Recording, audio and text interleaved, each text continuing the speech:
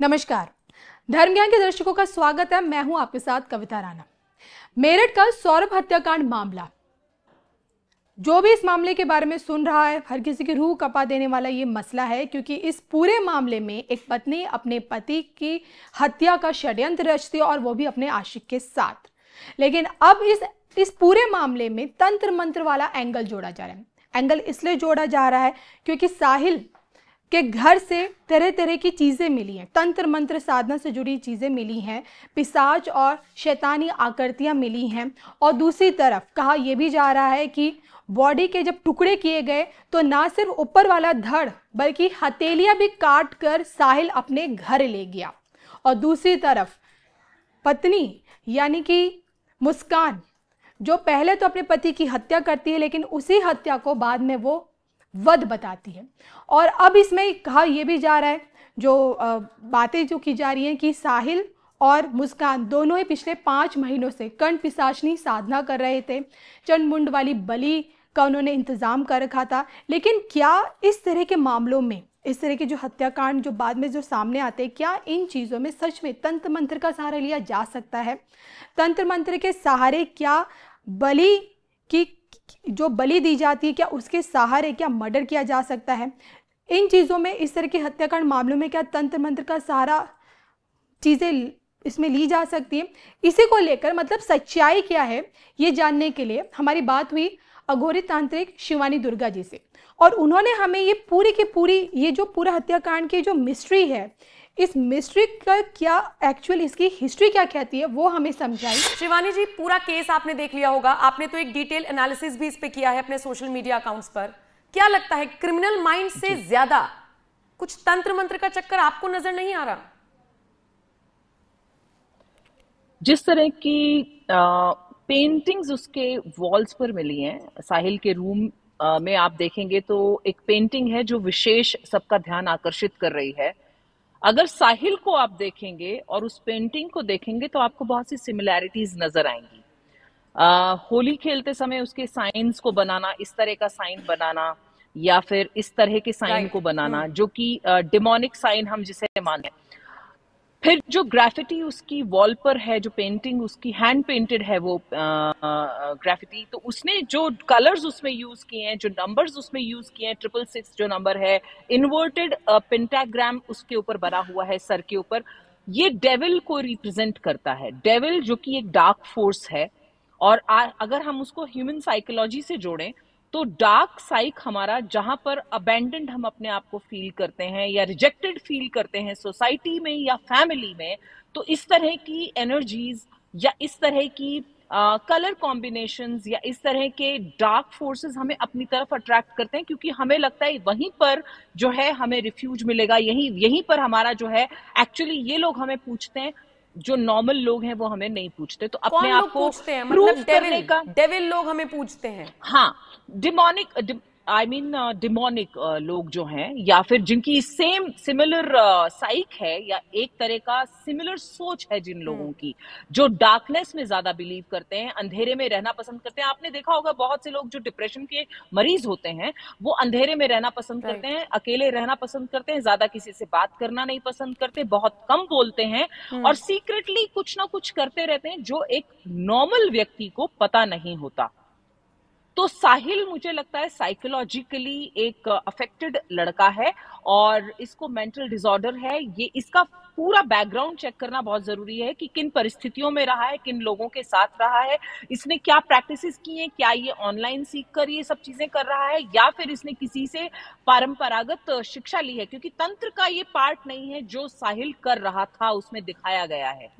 ये तंत्र का पार्ट नहीं है, ये नेगेटिव है। और ये यहाँ पर वेस्टर्न इन्फ्लुएंस ज्यादा दिखता है, क्योंकि ये वैदिक या तांत्रोक्त हमारा जो सिस्टम है उसमें कहीं भी परिलक्षित नहीं होता। जो भी प्रैक्टिसेस ये कर रहा था, हाँ उसने कुछ भगवान के चित्र अवश्य बना रखे हैं, लेकिन ऐसा लगता है कि फुल हार्टेड वो चित्र नहीं बनाए गए हैं। जैसे भगवान शिव के, गणपति के कुछ और भी पेंटिंग्स वहां मिले हैं, लेकिन आप देखेंगे उसमें और जो डेविल उसने बनाया है उसमें बहुत डिफरेंस है। ऐसे लगता है कि डेविल जब वो बना रहा था, he was fully engrossed in that, वो बहुत अच्छे से उसको उसने डिपिक्ट किया है। ये एक व्यक्ति के नेचर को दिखाता है। कोई भी पिक्चर, कलर्स, या उसके रहन सहन का तरीका या उसके शब्दों में बहुत सारी चीजें परिलक्षित होती हैं कि इस व्यक्ति की साइकोलॉजी क्या हो सकती है। तो जिस तरह के इसके सारे एक्ट्स अभी देखे गए हैं, उससे ये लगता है ये व्यक्ति पूरी तरह से इन्फ्लुएंस्ड है वेस्टर्न कल्चर से और नेगेटिविटी की तरफ ज्यादा मुड़ा हुआ है। लेकिन जिस तरीके से खबरें आई हैं कि ये जो 15 टुकड़े किए गए, इनमें से सिर लेकर, हाथ लेकर साहिल अपने कमरे में गया, क्या लगता है वो क्या कर रहा होगा उन चीजों का? और क्या ये भी तंत्र का पार्ट नहीं है? बिल्कुल नहीं, बिल्कुल भी ये तंत्र का पार्ट नहीं। तंत्र में कभी इस तरह की ह्यूमन बलि को नहीं बताया गया है। इनफैक्ट मैंने हमारा जब पॉडकास्ट हुआ था तब भी कहा था कि कलयुग में बलि निषेध है और ये ह्यूमन सैक्रिफाइसेस जो हैं वेस्टर्न कंट्री का एक कल्चर है जिसमें इल्यूमिनाटी या सीक्रेट सोसाइटीज बहुत सारी बनी हुई हैं जहां पर इस तरह की कल्चर को प्रमोट किया जाता है। अगर आपको पता हो डेथ मेटल म्यूजिक या मेटल म्यूजिक के बारे में, ये म्यूजिक लो वाइब्रेशनल फ्रिक्वेंसी को प्रमोट करता है जो व्यक्ति के ब्रेन को धीरे धीरे वीक कर देता है, उसके सोचने समझने की क्षमता खत्म करता है। प्लस अगर उसमें कोई व्यक्ति ड्रग्स का सेवन कर रहा है, जो कि हमें लगता है कि साहिल कर रहा था, सब्सटेंसेस पर था, तो वो सब्सटेंसेस आदमी के ब्रेन पर टेक ओवर कर लेते हैं और फिर जो नेगेटिव एनर्जीज या एंटिटीज हैं या डार्क फोर्सेस हैं उनको एक वेसल मिल जाता है थ्रू ऐसे व्यक्ति के नेगेटिव कार्यों को करवाने में, हाँ, अंदर उसकी बॉडी के अंदर एंटर करने का या उसके ब्रेन में एंटर करने का, और वो उसको इन्फ्लुएंस करते हैं डिस्ट्रक्टिव कोई भी ऐसा एक्ट करने में जो उसके ड्रग्स की वजह से और म्यूजिक की वजह से और रहन सहन की वजह से इन्फ्लुएंशियल होता है। लेकिन कितना आसान है इन सारी चीजों का किसी भी आदमी को पकड़ लेना, जकड़ लेना? मतलब अच्छा खासा अगर उसको एनवायरनमेंट मिले, फैमिली बैकग्राउंड अच्छा हो, उसकी साइकी अच्छी हो, तो क्या ये एनर्जीज ऐसे हावी हो सकती हैं? बिल्कुल नहीं। अगर आप देखिए, हमारी फाइटिंग हमेशा डार्क और लाइट की हमेशा से एक फाइट रही है, नेगेटिव और पॉजिटिव की हमेशा एक फाइट रही है। नेगेटिव हमेशा अपने आप को ये प्रेजेंट करना चाहता है कि मेरे से ज्यादा पावरफुल कोई नहीं है, और पॉजिटिव जो है वो स्लो मोशन में अपनी स्टडी प्रोग्रेस करता है। जिन लोगों को आजकल अगर आप देखेंगे, बहुत सारे लोग इन्फ्लुएंस्ड है, अप्सरा साधना करनी है, कोई नाभि दर्शना करना चाहता है, कोई यक्षिणी साधना करना चाहता है, और हर व्यक्ति ऑनलाइन करना चाहता है, फास्ट करना चाहता है। कोई भी व्यक्ति धैर्य के साथ में अपने गुरु के परंपरा में इन चीजों को सीखना नहीं चाहता, बल्कि हर व्यक्ति जो है भगवान बनने की या पावरफुल बनने की कोशिश कर रहा है आज के समय में, क्योंकि इंटरनेट पर इतना कुछ अवेलेबल है कि हर व्यक्ति उससे इन्फ्लुएंस्ड है।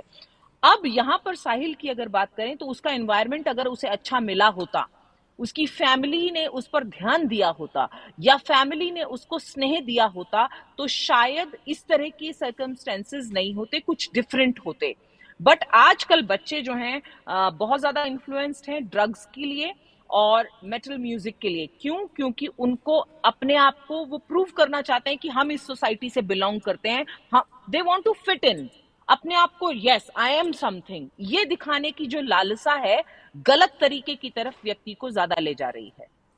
लेकिन शिवानी जी, साहिल के संदर्भ में ये बातें बहुत सही नजर आती हैं। मुस्कान का क्या मुस्कान को हिप्नोटाइज करना या वश में करना साहिल के बस की बात थी? क्योंकि सोशल मीडिया पर इस तरह की बातें भी चल रही हैं।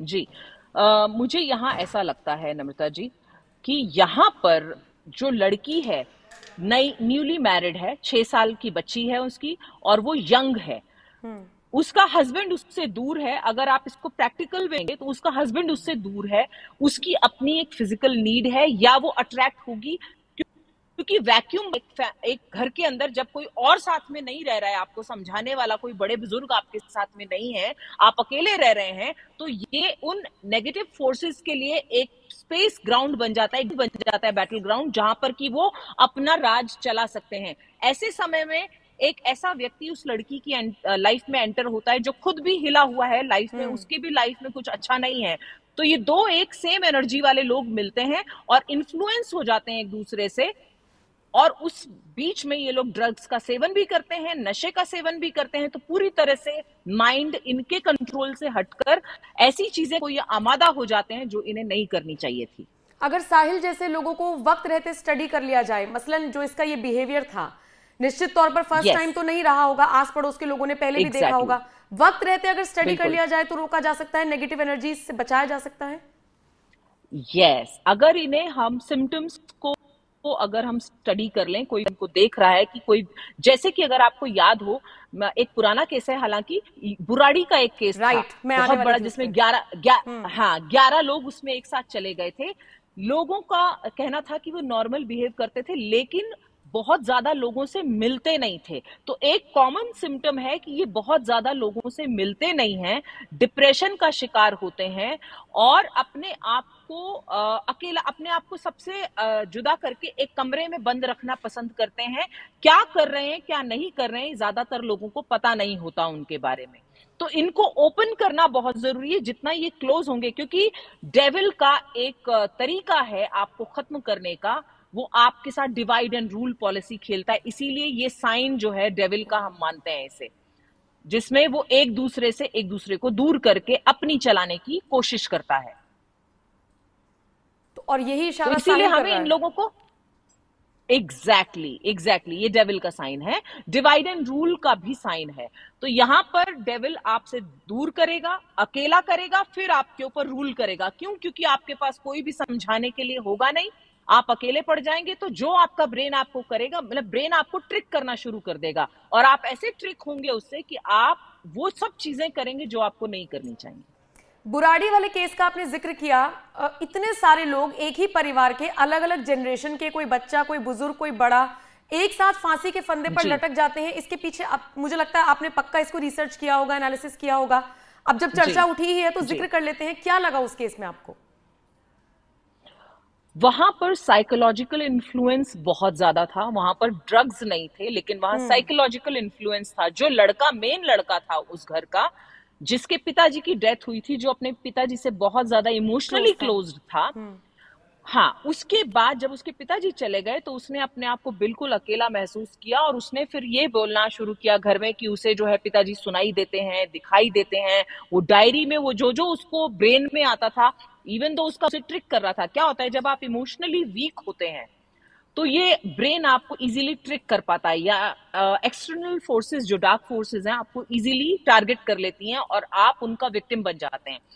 तो इस केस में, बुराड़ी वाले केस में यही हुआ कि वो व्यक्ति मैनिपुलेटर बन गया। उसने जैसे जैसे सबको बोला, क्योंकि सब इमोशनली वैक्यूम्ड थे उस टाइम कि उन्होंने अपने पिता को खोया था, पत्नी ने अपने पति को खोया था, किसी ने अपने भाई को खोया था। तो इमोशनली जब आप वैक्यूम्ड होते हो तो इस तरह के चांसेस बन जाते हैं कि आप उस समय उस ऐसे जाल में फंस जाते हो। तो वहां पर उस लड़के ने मैनिपुलेटर का काम किया और सबको अपने कन्विंस कर लिया। वो बात बोलता था वो लोग सुनते थे उसकी बात को। और अल्टीमेटली ये हुआ कि लास्ट दिन जब उनके यहाँ पर ये घटना घटी तो उसमें से शायद 1-2 लोग ऐसे थे जो शायद इसे अपोज कर रहे थे, नहीं चाहते थे ये करना, बट फिर उनको जबरदस्ती हैंग किया गया। तो यहाँ पर साइकोलॉजिकल प्ले हुआ उनके साथ में। तंत्र को लेकर हमने बहुत सारी पॉजिटिव बातें की थी उस वक्त जब हम लोग मनाली आए थे और आपके साथ मैंने पॉडकास्ट शूट किया था, और मुझे लगता है कि एनएमएफ न्यूज के दर्शकों ने भी उसको बहुत प्यार दिया था, सहमत होते हुए वो लोग नजर आए थे। लेकिन तंत्र कितना खतरनाक हो सकता है अगर कोई यूट्यूब से सीख ले, किसी और प्लेटफॉर्म से सीख ले, बिना किसी गुरु को बनाए, बिना किसी गाइडेंस के, तब कितना खतरनाक हो सकता है? देखिए, ये दुधारी तलवार है, ये एग्जैक्टली वैसा ही वेपन है कि पावर है। बेसिकली आपको कोई भी पावर, किसी भी फील्ड में अगर कोई पावर दी जाती है और अगर आप उसे बैलेंस नहीं कर पाते हैं तो वो डेफिनेटली आपसे वो पावर जो है डिस्ट्रक्टिव बन जाएगी। चाहे सोल्जर के पास आप वेपन्स दें, चाहे किसी आतंकवादी को वेपन दें, चाहे किसी एक पॉलिटिशियन के पास पावर दें, या किसी एक नॉर्मल व्यक्ति को, जनरल जो बिल्कुल लेमैन है, उसको कोई पावर आप बैलेंस नहीं कर पाएगा एनर्जी को, तो वहां पर डेफिनेशन को जन्म देगा। आपका स्वयं पर कंट्रोल होना, ब्रेन की ना सुनना हर समय, आपकी प्रैक्टिसेस पॉजिटिव वे में होना, मंत्रों का सही उच्चारण करना, गुरु के मार्गदर्शन में ही करना। गुरु इसलिए जरूरी है क्योंकि आप जब किसी अंधेरे वन में जाते हैं, जंगल में जाते हैं, तो आप हमेशा टॉर्च लेके जाते हैं, आप डायरेक्ट नहीं चले जाते।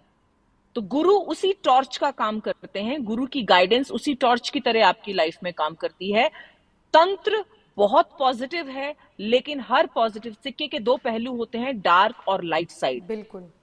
आपसे, आपके चैनल के थ्रू मैं दर्शकों से यही कहना चाहूंगी कि कृपया नेट पर दिए जाने वाले रिचुअल्स को आप घर पर ना करें। केवल गुरु शिष्य परंपरा में रहकर, सीखकर, इसे समय देकर, धैर्य से सीखकर, और तब ही इन प्रयोगों को गुरु के मार्गदर्शन में करें। अन्यथा आपका भी वही हाल हो सकता है जो यहाँ साहिल का हुआ है। शिवानी जी, भी थोड़ी देर पहले हमने इल्यूमिनाती का जिक्र किया था, ये क्या है? यस, क्योंकि इसको लेकर इसका एक साइन नजर आता है, कभी कभी किसी स्टार का नाम इससे जुड़ जाता है, बट प्रैक्टिकली स्पीकिंग मुझे तो आज तक नहीं समझ में आया। लेकिन कहा जाता है कि ऐसी डार्क जोन है कि अगर कोई घुस गया तो कभी बाहर नहीं निकल पाएगा, लेकिन सफलता देता है। तो क्या है ये Illuminati? That's very true. Illumination मतलब किसी चीज को दूर करना, अंधकार को दूर करके लाइट को दिखाने की बात की गई है यहाँ पर। बट वो डार्कनेस की लाइट है, मतलब वो लाइट वाली लाइट नहीं है, ये डार्क लाइट है। यहाँ पर व्यक्ति एक बार, इट्स लाइक आपका जाना हो सकता है, एंट्री है, एग्जिट नहीं है। यहाँ से एक बहुत बड़ी फाइनेंशियल कंपनी थी, उसके जो फाउंडर थे उन्होंने शुरू किया था इसे, और बाद में जाकर ये एक सीक्रेट सोसाइटी में कन्वर्ट हो गया। बाद में बड़े बड़े लोगों को ये लोग पैसे देने लगे, उनके काम करने लगे, फिर इनके इन्फ्लुएंशियल कॉन्टैक्ट्स बन गए, बहुत सारा इन्फ्लुएंस इन्हें मिला, दूसरों से काफी सपोर्ट मिला, पॉलिटिकल सपोर्ट बहुत आया इनके पास में, जिस वजह से इन्होंने एक सीक्रेट सोसाइटी को क्रिएट किया। वहां से शुरू हुआ इल्यूमिनाटी का एक्चुअल डार्क वर्क, जहां पर इन्होंने ऐसे लोगों को बुलाना शुरू किया, उन्हें बनाते थे, बाद में उनसे सारे अपने कार्य करवाते थे। इस फील्ड में ह्यूमन सैक्रिफाइसेस जुड़े हुए हैं। आप अगर हिस्ट्री उठा के देखें तो बहुत सारे ऐसे एक्टर्स मिलेंगे और बहुत सारे ऐसे सिंगर्स, स्पेशली सिंगर्स को जोड़ा गया है इसके साथ में। ऐसे सिंगर्स मिलेंगे जो अनटाइमली डेथ को प्राप्त हुए, अननेचुरल डेथ को प्राप्त हुए। मोस्टली ऐसी डेथ्स एक्सीडेंट्स के साथ में हुई हैं, नॉर्मल डेथ्स नहीं थी, अनटाइमली हुई। कोई 25 साल में चला गया, हाँ सफलता उसे बहुत दिलाई, लेकिन अल्टीमेटली उसे सैक्रिफाइस किया गया। तो ये एक डार्क जोन है जहां पर कोई लाइट का कोई आधार ही नहीं है। मतलब आप इस टनल में जाओगे तो there is no end to it. तो बेहतर है कि आप ऐसी सोसाइटी से दूर रहें, आप तंत्र का पॉजिटिव साइड जानने की कोशिश करें। आपको ये पता हो कि लाइट अंधकार को, कितना भी अंधकार गहरा हो, केवल उसे छोटी सी दिया सलाई से दूर किया जा सकता है। तो वो लाइट को जानने की कोशिश करें, डार्कनेस की तरफ ना भागें। अभी लोग अपना पावर बढ़ाने के लिए, अपना नाम कमाने के लिए शॉर्टकट्स अपना रहे हैं, और वो शॉर्टकट ही ये डार्क रास्ता है। तो एक आखिरी सवाल बस ये, अभी मैं किसी के साथ पॉडकास्ट शूट कर रही थी तो उन्होंने मुझे बताया कि अघोरी तांत्रिक जो होते हैं, हालांकि मैं आपसे मिलकर आई हूं, मुझे ऐसा फील नहीं हुआ, लेकिन उन्होंने कहा जो तांत्रिक होते हैं उनसे कभी नजरें नहीं मिलानी चाहिए, वो हिप्नोटाइज कर लेते हैं। हाँ। और आप उनके पीछे पीछे चल देंगी, ये बात सच है? अच्छा नहीं नहीं, ऐसा नहीं है, हिप्नोटाइज नहीं करते हैं वो लोग। जो रियल अघोरी होंगे, तांत्रिक होंगे, they really don't care about that. हाँ, उनका तप, उनकी तपस्या, उनका मंत्र उच्चारण या फिर उनका फास्टिंग उनके अंदर एक ऊर्जा पैदा करता है, जिसे आप एक ऑरा बोलते हैं, कि उस ऑरा से आप प्रभावित हो जाते हैं और आप उनके साथ चल पड़ते हैं। वो एक अलग बात है, आप उनको फॉलो करना शुरू करते हैं, एक अलग बात है। लेकिन ये गलत है कि उनकी आंखों में ना देखें, नहीं तो वो हिप्नोटाइज करेंगे और आप उनके पीछे चल पड़ेंगे। ये वो लोग करते हैं जो किसी व्यक्ति से फायदा उठाना चाहते हैं, कुछ अननेसेसरी फायदा उठाना चाहते हैं। अदरवाइज रियल अघोरी तांत्रिक जल्दी से मिलते नहीं, वो अपनी तपस्या में और इसमें बिजी रहते हैं, वो अपना उत्थान में बिजी रहते हैं। सीक्रेटली वो समाज का और राष्ट्र का उत्थान करते रहते हैं।